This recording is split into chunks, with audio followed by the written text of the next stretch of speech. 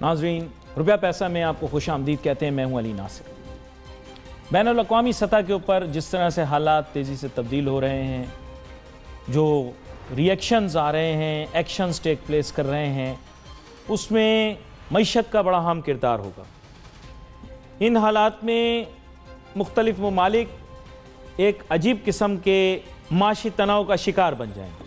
بین الاقوامی تجارت بھی متاثر ہوگی، کیونکہ ظاہری بات ہے چند ممالک ایسے ہوں گے جو حالیہ واقعات کے اندر ایک طرف ہوں گے، دوسرے دوسری طرف ہوں گے۔ دونوں پر دباؤ ہوگا کہ ایک دوسرے کے خلاف معاشی طور پہ کچھ کریں، معاشی پابندیاں لگائیں، ایک دوسرے کے اوپر معاشی، میں اور کوئی لفظ استعمال نہیں کرنا چاہتا، لیکن ایک ٹکراؤ سا ہو جائے گا۔ اس ٹکراؤ کے نتیجے میں کیا ہوگا؟ جو عالمی منڈی کے اندر چیزیں ہیں، مصنوعات ہیں، ان کی قیمتوں کے اندر ہم دیکھیں گے کہ اضافہ ہو سکتا ہے۔ سمندری راستے متاثر ہوں گے کہیں کہیں۔ جب وہ راستے متاثر ہوں گے تو رسک بڑھ جائے گا، اور جب رسک بڑھے گا تو کاسٹ بھی بڑھ جائے گی، فریٹ پر بھی اس کا امپیکٹ آ سکتا ہے۔ جو ممالک جس سمت ہوں گے یا جس سمت دیکھ رہے ہوں گے، وہ یہ تعین کرے گی کہ ان کا معاشی جو ایک آپ سمجھے کہ جو ان کی معاشی سمت ہے وہ کس طرف جا رہی ہے۔ کیونکہ ظاہری بات ہے جب آپ یو اسٹارٹ ٹیکنگ سائیڈز، پھر اکنامکلی بھی آپ کو سائیڈز لینی پڑتی ہیں۔ اس صورتحال میں پاکستان کے ساتھ کیا ہوگا، اس کو جاننا بہت ضروری ہے۔ پاکستان کس طرح حالات کو آگے لے کر چلے گا، اس پر بات کرنا ضروری ہے۔ یہاں پر ہم ایک چھوٹی سی بریک لیں گے، بریک کے بعد ہم کوشش کریں گے کہ اسی موضوع کے اوپر ہم گفتگو کریں۔ Let's take a short break.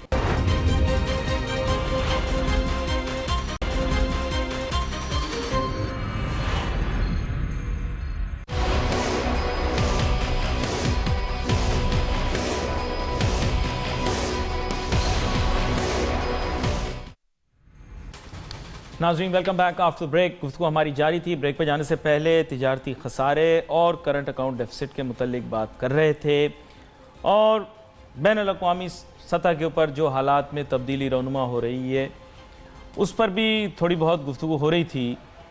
تو اسٹریٹجکلی سوچنا بہت ضروری ہے کہ پاکستان اب اس گلوبل میس سے کیسے نکلے گا۔ میرے ساتھ بہت ہی اہم مہمان شامل گفتگو ہیں جو اس کا معاشی پس منظر سب سے بہتر انداز کے اندر میرے خیال سے پیش کر سکیں گے۔ ڈاکٹر اشفاق حسن صاحب، معروف معیشت دان، ویلکم کرتا ہوں سر آپ کو شو میں۔ جناب thank you. Doctor Ashfaq Hasan صاحب، میرے خیال سے اب مزید نہ تمہید باندھنے کی ضرورت ہے، نہ کوئی مجھے پیچیدہ قسم کے سوال کرنے کی ضرورت ہے۔ جو باتیں یا جو پیش گوئیاں آپ نے ماضی کے پروگراموں میں کی، اور جس طرح سے آپ نے بتایا تھا کہ تجارتی خسارے میں بھی اضافہ ہوگا، کرنٹ اکاؤنٹ ڈیفیسٹ میں بھی اضافہ ہوگا، اور مہنگائی میں بھی ہوشربا اضافہ ہوگا، وہ سب باتیں اب آپ کی صحیح ہوتی دکھائی دے رہی ہیں۔ اور آپ نے ساتھ میں یہ بھی کہا تھا کہ اگر آپ کے مشورے نہ لیے جائیں تو پھر معاملات اسی جانب جائیں گے۔ انہوں نے میرے خیال سے آپ کے مشوروں پر غور نہیں کیا، معاملات وہیں پہنچ گئے۔ میں چاہوں گا اسی بارے میں آپ مفصل تجزیہ پیش کریں۔ دیکھیں، اس وقت جو ہے خاص کر یوکرین اور رشیا کے کرائسس سے تمام دنیا کی معیشت پہ اس کے اثرات پڑیں گے۔ پاکستان کوئی آئلینڈ اکانومی نہیں ہے کہ یہ دنیا سے بالکل ہٹ کے کوئی آئلینڈ میں ہو۔ ہم بھی اس گلوبل اکانومی کا ایک پارٹ ہیں۔ We are integrated with rest of the world. اس لیے میں سمجھتا ہوں کہ جو دنیا میں ہوگا وہ ہمارے یہاں بھی ہوگا، ہم شیلڈ نہیں کر سکیں گے۔ لیکن ہمارا جو چیلنج ہے وہ یہ کہ ہم باقی دنیا کے امیر ملکوں کے جو امیر ملک ہیں وہ اس قسم کے کرائسس کو تو برداشت کر لیں گے، ہماری جیب میں پیسے نہیں ہیں، ہم اتنا نہیں کر سکتے ہیں۔ تو یہ ایشو ہے، یہ تو ابھی کا ایشو ہے۔ لیکن ہمارا جو تجارتی خسارہ ہے، میں تھک گیا ہوں، آپ یقین کریں 4.25 سال ہو گئے ہیں مجھے یہی بولتے بولتے، aggressive and yet selected import competition policy. لیکن میں نے نہیں دیکھا کہ اس میں کوئی عمل ہوا ہو، جس کی وجہ سے آئی ایم ریئلی افریڈ کہ یہ $2.6 بلین کا جو کرنٹ اکاؤنٹ ڈیفیسٹ ہے جنوری کے مہینے میں، اور پچھلے ایک سال سے تمام حکومت وقت کو یہ معلوم ہے کہ ہمارے تجارتی خسارے بڑھ رہے ہیں، کرنٹ اکاؤنٹ ڈیفیسٹ بھی بڑھ رہا ہے. یہ میں جنوری 20 کی بات کر رہا ہوں. لیکن بجائے اس کے کہ اس پہ کوئی اقدامات کرے، ہم نے بالکل آنکھ بند کر لی ہے، جس کی وجہ سے آج دیکھیں یہ بڑھ کر $2.6 بلین ہو گیا ہے. تو اگر ہم کچھ بھی نہ کریں اور پھر ہم کمپلین کریں کہ ہمیں تو IMF میں جانا ضروری پڑ گیا ہے کیونکہ اتنا کرنٹ اکاؤنٹ ڈیفیسٹ جو ہے $15-16 بلین ہو گیا ہے. ابھی تو مجھے لگ رہا ہے کہ اس 7 مہینے میں ہمارا کرنٹ اکاؤنٹ جو ہے تقریباً 11.6 بلین، میرے خیال میں یہی ہے. سر میں نے شماریات دیکھے تو نہیں، لیکن آپ کے کہی بات پر یقین کروں گا. ایسا ہی ہے، ایسا ہی ہے، اس سے زیادہ ہوگا. تو اب آپ بتائیں کہ اگر جنوری میں $2.6 بلین ہے تو یہ فروری، مارچ، اپریل، مئی، جون، اس 5 مہینے میں ہم کیا کریں گے؟ تو مجھے تو لگ رہا ہے کہ یہ جنوری کا ٹرینڈ دیکھ کر مجھے ایسا لگ رہا ہے کہ ہم وہی 2018 کے جو مالی سال ختم ہوا تھا، current account deficit about $19 billion, تو مور اور لیس 17-18 کے قریب ہم پہنچ جائیں گے. میرا اندازہ یہ تھا کہ 15 سے 16 بلین یا 14 سے 15 بلین ہو جائے گا. لیکن جس طریقے سے اسپیڈ ہے اس کے بڑھنے کی کرنٹ اکاؤنٹ کی، اور دیر از نو ول ٹو کنٹرول دس، تو یہ 17-18 کے قریب پہنچ جائے گا اس مالی سال کے آخر تک. Let me ask you a question, کیونکہ یہ $1 million question as always, maybe $1 billion question. The issue is کہ ہمارے ہاں economic planning کا عمل کیا ہے؟ Do we sit down? Is there a discourse?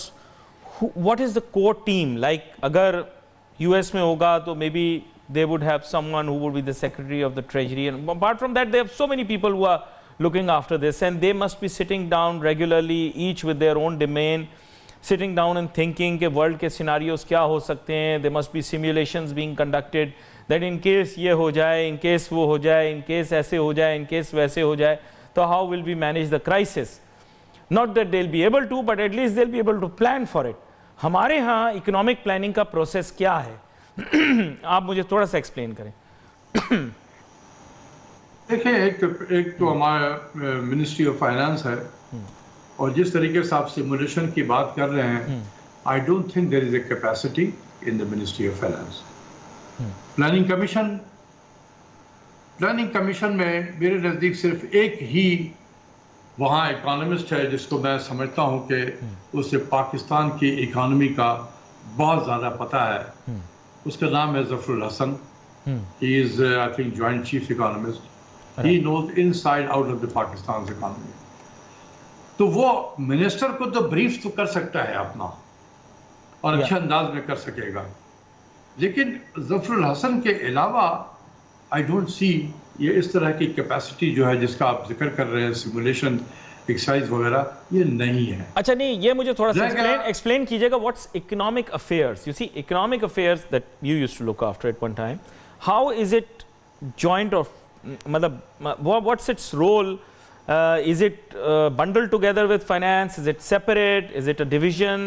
How is it treated, and what are the kind of and quality of people we have there? دیکھو، ایک ہے اکنامک ایڈوائزر ونگ جس کو میں ہیڈ کرتا رہا بہت لمبے عرصے تک، تو وہ تو منسٹری فائنانس کا حصہ ہے. منسٹری آف فائنانس کا، ٹھیک ہے. ان کا مین کام جو ہوتا ہے وہ اکنامک سروے پبلش کرنا ہوتا ہے. ایک ہے اکنامک افیئرز ڈویژن. ٹھیک ہے نا؟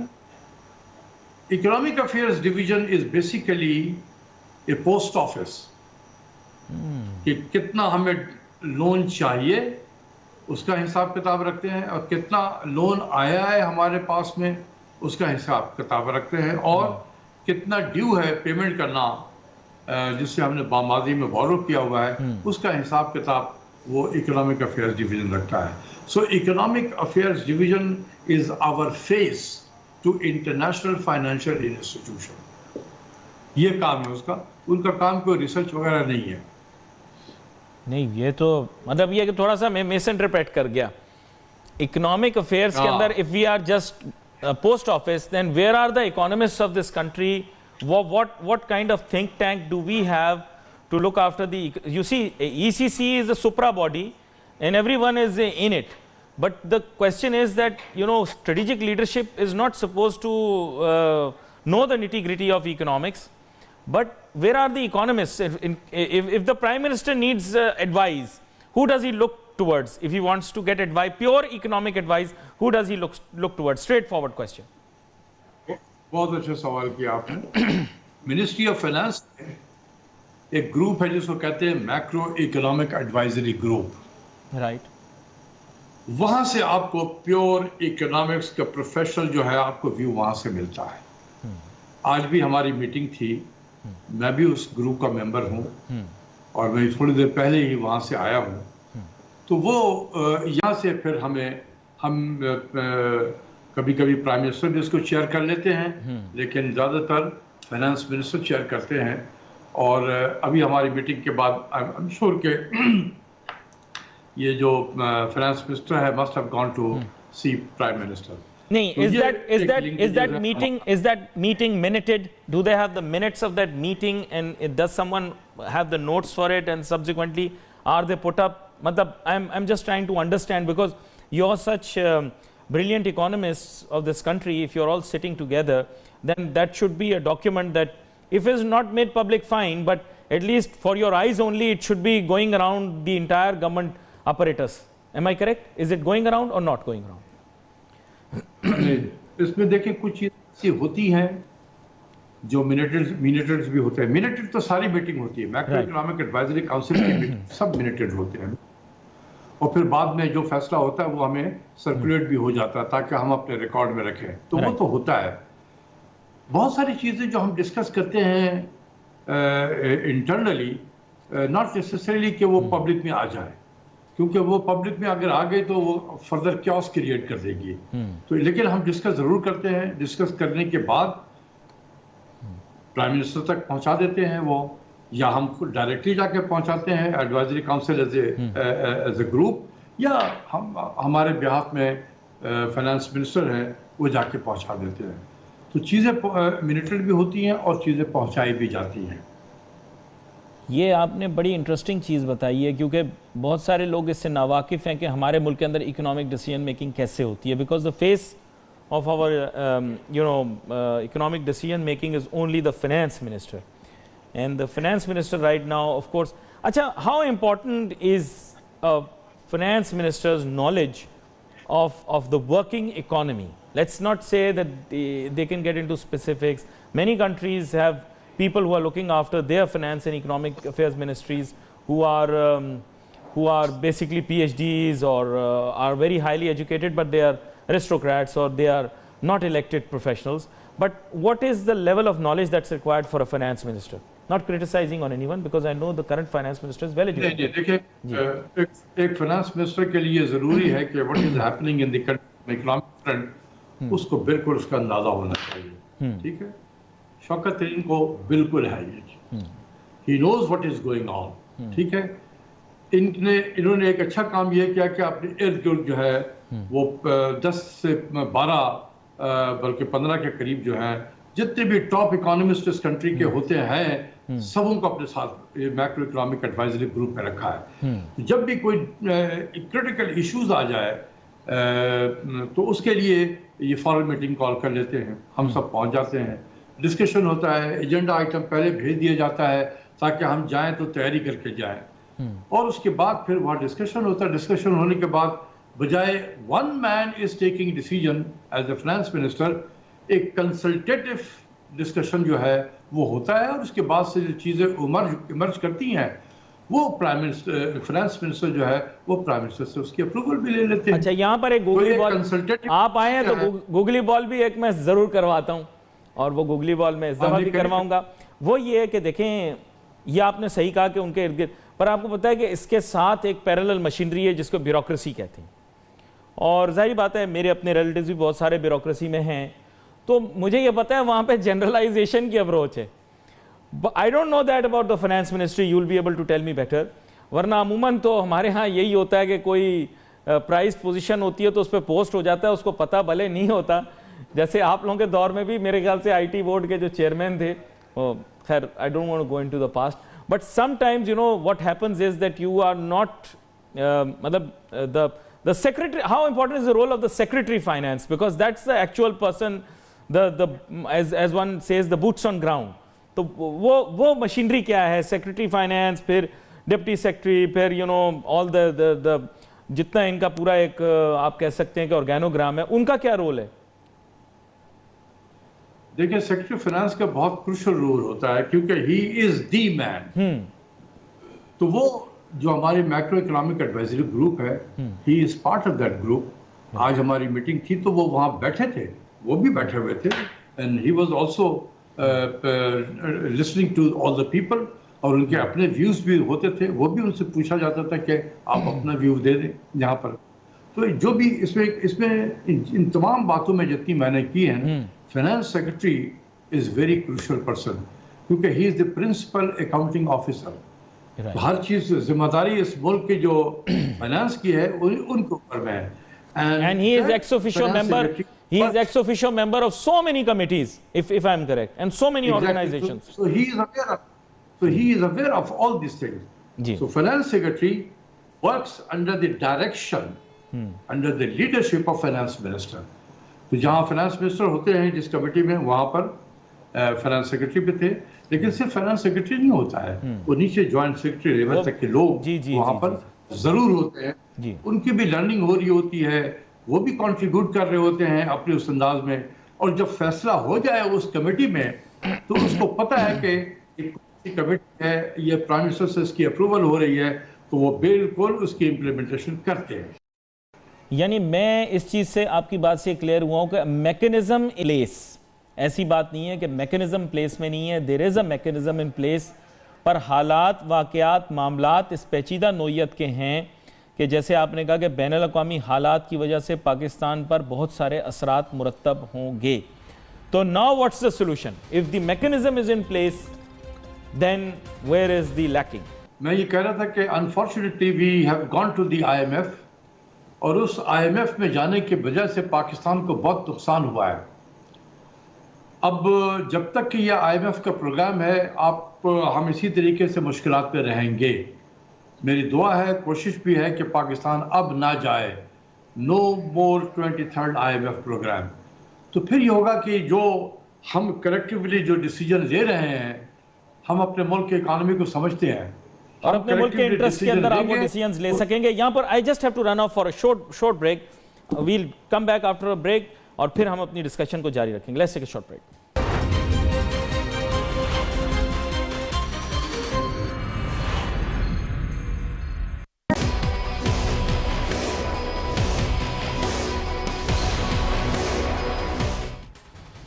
بریک پہ جانے سے پہلے جس انداز میں ڈاکٹر اشفاق حسن صاحب نے کہا کہ ان کی خواہش ہے کہ آئندہ نہ جائیں، ان کی آواز کو جج کرتے ہوئے مجھے ایسا لگ رہا تھا کہ ان کی خواہش ضرور ہے، لیکن معاملات حالات کو دیکھتے ہوئے وہ جانتے ہیں کہ شاید دوبارہ جانا پڑ جائے. بات کچھ ایسی ہے ڈاکٹر اشفاق حسن صاحب کے، یہ جو آپ نے کہا کہ IMF کے پاس نہ جائیں، وہ آپشن تو پہلے سے ہوتی ہے.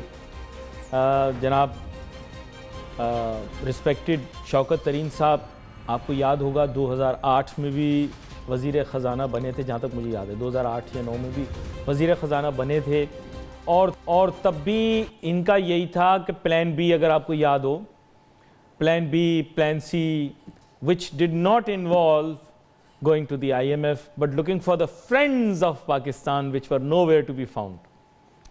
It is most unfortunate کہ بین الاقوامی سطح پر ہوتی تبدیلیوں کا ہم بھرپور طریقے سے فائدہ نہیں اٹھا رہے ہیں. Either we don't have the right friend circle. I'll be very frank with you.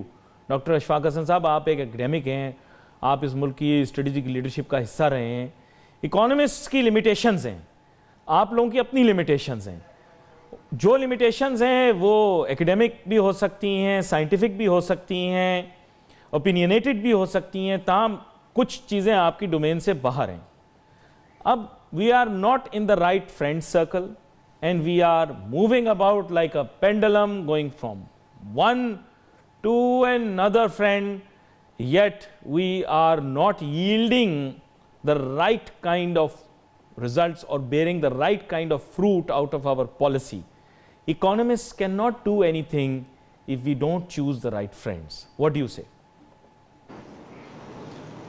نہیں, میں آپ کے اس بات سے بالکل اتفاق نہیں کرتا کہ وی آر موونگ پیڈلم کی طرح from one direction to another direction. ایسا بالکل نہیں ہے. ہمارے بہت فرینڈز ہیں اور بہت ہیلپ کر رہے ہوتے ہیں. جب بھی ہم نے, میں نام وام نہیں لینا چاہتا ہوں, جب بھی پیسے کی ضرورت پڑی ہم نے ان سے کہا, انہوں نے کہا کہ یہ لے لو. تو ہمارے فرینڈز بہت ہیں, اس پہ کوئی شک نہیں ہے. اور نہ ہم ایک پینڈولم سے دوسرے پینڈولم تک ہم موو کر رہے ہیں, ایک فرینڈ کو چھوڑ کر دوسرے فرینڈ کو, دوسرے کو تیسرے. ہرگز ایسا نہیں ہے. یہ فارن پالیسی کا ایشو ہے جس پہ میں زیادہ کمنٹ نہیں کر سکتا ہوں, لیکن میں یہ صرف یہ بتانا چاہتا ہوں کہ پاکستان کے پاس بہت فرینڈز ہیں, بہت فرینڈز ہیں. ہمیں دیکھنے کی بہت ساری چیزیں جو ہیں عام پبلک کو پتہ نہیں چلتی ہیں, تو وہ نالج نہ ہونے کی وجہ سے وہ اپنا اوپینین قائم کر لیتے ہیں. ہم چونکہ تھوڑا اندر اور باہر ہوتے رہتے ہیں تو ہمیں پتہ ہے کہ کون فرینڈز ہیں اور کس لیول پہ ہماری مدد کر رہے ہیں. نہیں, لیکن فائنانس منسٹر جو ہیں, فائنانس منسٹر نے ایٹریبیوٹ کیا آئی ایم ایف کے تھوڑے اسٹرکٹ بیہیویئر کو ڈیو ٹو آور ریلیشن شپ اور رادر سے آور فارن پالیسی. مطلب میں بڑا سافٹلی ورڈز یوز کر رہا ہوں, but he was very straightforward in seeing that you know perhaps because of that IMF is perhaps being a little strict. میں تشریح کر رہا ہوں ان کی بات کی. نہیں, ٹھیک ہے, لیکن آپ جیسے جو اینکر پرسن ہے جس کو لوگ سن رہے ہوتے ہیں, اس کے لیے میں بتانا چاہتا ہوں کہ IMF کا programme is always and always a political program. یہ ہمیشہ ذہن میں رکھ رہے ہیں. بہت اہم بات کی آپ نے, بہت اہم بات کی آپ نے, بہت اہم بات کی. یہ پولیٹیکل پروگرام ہوتا ہے. اور میں کیوں کہتا ہوں یار, اتنا بتا چکا ہوں لوگوں کو واشنگٹن کنسنسس. یہ واشنگٹن کنسنسس ہے کیا؟ A consensus between 3 organization, world bank, IMF and the United States treasury. امریکہ کا وزارت خزانہ, IMF اینڈ ورلڈ بینک. یہ 3 اداروں کے درمیان ایک کنسنسس ہے. کس چیز پہ کنسنسس ہے؟ کہ جب بھی کوئی ڈیولپنگ کنٹریز آئے گا ہم سے IMF سے کے پاس بیلنس آف پیمنٹ سپورٹ کے لیے, تو اس کو 4 چیزیں کرنی ہوں گی. Tight monetary policy, tight fiscal policy, market based exchange rate and raising utility prices. That's it. اور یہ جو 4 سیٹ آف پالیسیز ہے, this is known as Washington consensus. اور یہ وقت کی قید سے آزاد ہے, یہ ملکوں کے قید سے آزاد ہے, یہ حالات کے قید سے آزاد ہے. آج اگر ٹمبکٹو میں کو بھی ضرورت پڑے IMF کے پاس جانے کے لیے, اس نے بھی یہی 4 سیٹ آف پالیسی امپلیمنٹ کرنی ہے. اگر میانمار کو جانا پڑے IMF میں تو یہی 4 پالیسی وہ کرے گا. پاکستان کو جانا پڑے یہی 4 پالیسی کرے گا. تو یہ ایک ویل ڈیزائنڈ پالیسیز ہے. اس پالیسی کا مطلب یہ نہیں ہے کہ آپ کی جو اکانومی ہے اس کو بہتر کیا جائے. اس پالیسیز کا مطلب یہ ہوتا ہے کہ آپ کی اکانومی کو مزید کمزور کیا جائے, so that you remain dependent on us. But that's the natural course of things. Main چیز یہ ہے کہ whoever pays for your expenses or whoever bears your expenses or gives you money, you know, always wants کہ آپ اس کی کوئی بات تو سنیں نا, اور وہ ہمیشہ چاہتا ہے that you should be on their right side, whoever is paying you the money, you know, by and large. دیکھیں, میں جو آپ کو بات بتانا چاہ رہا تھا, اس سے بہت اہم یہ ہوتا ہے کہ اگر آپ یونائٹڈ اسٹیٹس کے رائٹ سائڈ پہ کھڑے ہیں تو یہ پروگرام بہت آسان ہو جائے گا. یہ بات جیسے 2013 سے 2016 کا تھا, میرے نزدیک وہ کوئی IMF پروگرام نہیں تھا. ٹھیک ہے, وہ بس ایسے دے دیا تھا انہوں نے, IMF پر لگا دیا ہمارے پیچھے. سیر و تفریح ہوتی تھی, سارے میٹنگ جو ہے دبئی میں ہوتے تھے, بڑے سیر و تفریح, دبئی میں شاپنگ ہو رہی ہے, سب کچھ ہو رہی ہے, بچوں کے لیے چاکلیٹس آ رہے ہیں, بیگمات کے لیے جویلری خریدے جاتے تھے. تو مزے ہی مزے تھا نا 3 سال تک. وہ بھی ایک IMF کا پروگرام تھا. ایک IMF کا پروگرام یہ ہے, because today we are standing on the wrong side of the United States. But that's what I'm saying کہ دیکھیں اس میں اصل میں وہ ہمیں چاہتے ہیں کہ آپ CPEC سے ہٹے, وہ ہمیں چاہتے ہیں کہ آپ CPEC سے ہٹے. ٹھیک ہے, آپ ہندوستان کو اس علاقے کا چودھری تصور کر لیں, سر جھکا لیں. یہ ڈیمانڈ ہوتی ہے ان کے لیے. مین ڈیمانڈ ہوتا ہے CPEC سے ہٹ جاؤ اور ہندوستان کو اپنا چودھری تصور کر لو. لیکن جسٹ فار ون مومنٹ چلیں, just for one moment in کی آرگومنٹ کو سمجھنے کی کوشش کرتے ہیں. دیش سے CPEC سے اس لیے ہٹ جاؤ کیونکہ ہماری انویسٹمنٹ پاکستان میں چائنا سے کہیں زیادہ ہے. اسٹریٹجک امپورٹنس ان کے لیے, ویسٹ کے لیے پاکستان کی چائنا سے کہیں زیادہ ہے. آپ کی ہماری پارٹنرشپ کہیں زیادہ ہے, اسٹرانگ ہے. اور ساتھ ساتھ مطلب they don't want to lose control over a country like Pakistan. They have genuine concerns. Let's think for a moment how they are thinking. They feel that the goose that lays golden eggs is just going to slip out of their hands and go in, sit in China's lap. ان کے ذہن میں یہ ہے اس region کے بارے میں, not only us but other countries as well, but particularly Pakistan. تو their concern is genuine نا. اب ہمیں what are we getting out of this concern? How are we able to convince them that look, if you want us back, وہ جیسے کہتے ہیں نا فلموں کے اندر, وہ کہتی ہے کہ if you want me back you will have to do this. It is us who are unable to tell them that if you want us back you will have to do this. In fact they come and tell us do more. یہ confusion ہے نا سر, relation شپ کو بنانے کا ایک طریقہ ہوتا ہے. کیا کہتے ہیں آپ؟ دیکھو یار, تمہارا پروگرام جو ہے نا یہ اکنامکس سے اور فارن پالیسی کی طرف چل پڑا ہے. جی سر. دیکھو سر, ہم آج امریکہ کے رانگ سائڈ پہ کھڑے ہیں. ان کا چائنا کو انسرکل کرنے کی ایک پالیسیز ہے جس کو وہ انڈو پیسیفک الائنس کہتے ہیں. اس میں جاپان ہے, اس میں انڈیا ہے, USA ہے اور آسٹریلیا ہے.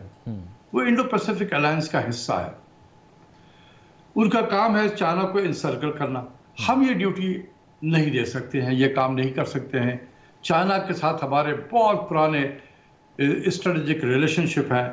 اور But the world is just defining imperialism اور colonialism in a new way. آپ تو انٹرنیشنل پولیٹیکل اکنامکس کے ایک طرح سے میں کہوں گا کہ ماہر ہیں.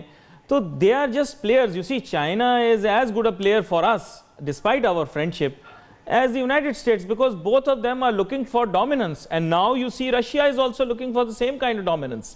تو یہ تو صرف players ہیں جو آپس میں کھیل رہے ہیں. They're just having, they're playing the game. ہم ایسی بہت ڈیل کیا. جی جی, ہم نے بہت ڈیل کیا ہے امریکہ سے. جی جی. دیکھو, we were already we had very strategic relationship, friendly relationship with China since late 60s. تو وہ تو ہمارا ایک سب کو پتا ہے دنیا کا. Despite our closeness with China, we were regarded as a non-NATO member ally. We were given the status of a non-NATO member ally. یہ امریکہ کے ساتھ ہمارے تعلقات تھے. تو ہم نے دونوں سے ملا ٹھیک رکھا. لیکن اس وقت جو ہے China was not the target. 2000 میں 2002 2003 4 5 سے لے کر وہ چائنا ٹارگیٹ نہیں تھا.